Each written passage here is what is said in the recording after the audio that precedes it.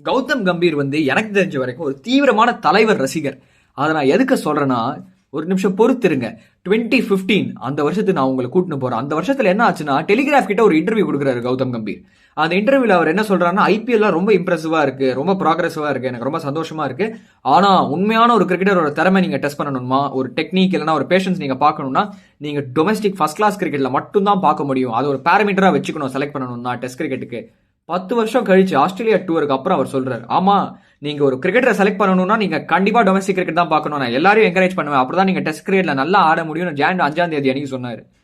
இப்போ திடீர்னு என்ன ஆச்சுன்னா, சவுத் ஆப்பிரிக்கா டூர்ல சுப்மன் கில்லுக்கு கழுத்து பிடிச்சி அவரால் ஆட முடியாம போய் என்ன ஆச்சுன்னா, சாய் சுதர்ஷனை உள்ள கொண்டு வராங்க. ஸோ சாய் சுதர்ஷன் அஃப்கோர்ஸ் அந்த வெஸ்ட் இண்டீஸ் டூர்ல சூப்பரா ஆடினார் என்ன கேட்டீங்கன்னா.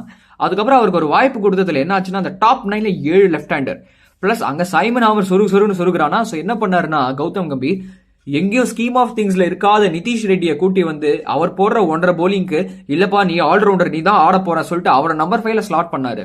ஆனா அவரோட ஃபர்ஸ்ட் கிளாஸ் ரெக்கார்டும் அவ்வளவு இம்ப்ரெசிவா கிடையாது. அவர் போலிங் போட்டதுல டெஸ்ட் கிரிக்கெட்ல இது வரைக்கும் பெருசா ஒன்று கிழிச்சது இல்லை. ஸோ நான் ஒரு ரொம்ப சிம்பிளான ஒரு கொஸ்டின் கேட்கறேன். கண்ணுக்கு முன்னாடி இருக்கிற ஒரு சொல்யூஷனை பார்க்காம எதுக்கு கண்ணாடிக்கு பின்னாடி இருக்கிற ஆயுதத்தை பாக்குறீங்க கௌதம் கம்பீர்? ஏன்னா கண்ணுக்கு முன் ஒரு கிரிக்கெட்டர் வாஸ் 117 ஆவரேஜ் இந்த லாஸ்ட் 5 இயர்ஸ் இந்த ஃபர்ஸ்ட் கிளாஸ் சர்க்கிட், இந்த டொமஸ்டிக் சர்க்கிட்.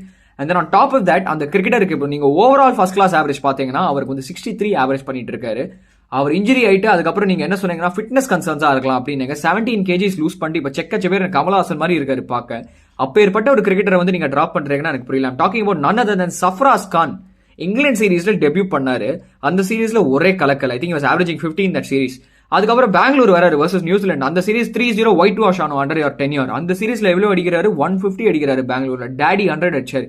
இது வரைக்கும் சாய் சுதர்ஷன் அந்த டாடி 100 அடிக்கவே இல்லை. அதுக்கப்புறமும் நீங்க அவரை மீறி பாக்குறீங்கன்னா ஒரு பிளேயர் கிட்ட இருந்து நீங்க என்ன எதிர்பார்க்கறீங்க அதாச்சும் லே அவுட் பண்ணுங்க. ஏன்னா டொமஸ்டிக் பர்ஃபார்மன்சஸ் நீங்க அவார்ட் பண்ணலனா நீங்க உண்மையா டொமஸ்டிக் கிரிக்கெட் ஆடி மேல வந்த பிளேயர்ஸை கேட்டு பாருங்க. ஒரு வசீம் ஜாஃபரா இருக்கலாம், ஏன் ஒரு அமோல் முசமுதார் மேலேயே வராத கிரிக்கெட்டர், ஆனா உழைச்சு அவரோட ஸ்ட்ரைப்ஸ் அவர் ஏர்ன் பண்ண ஒரு ஜலத் சக்சேனா, ஒரு ஹேமங் பதானி, அப்பேற்பட்ட கிரிக்கெட்டர்ஸ் பத்தி நீங்க நினைச்சு பாருங்களேன். அவர் டொமஸ்டிக் கிரிக்கெட் ஆடி தான் அவங்களுக்கு அந்த டெக்னிக்கே சவுண்டா இருந்தது. So if you're not going to value domestic cricket, then Indian cricket will never be able to rise back to its prominence.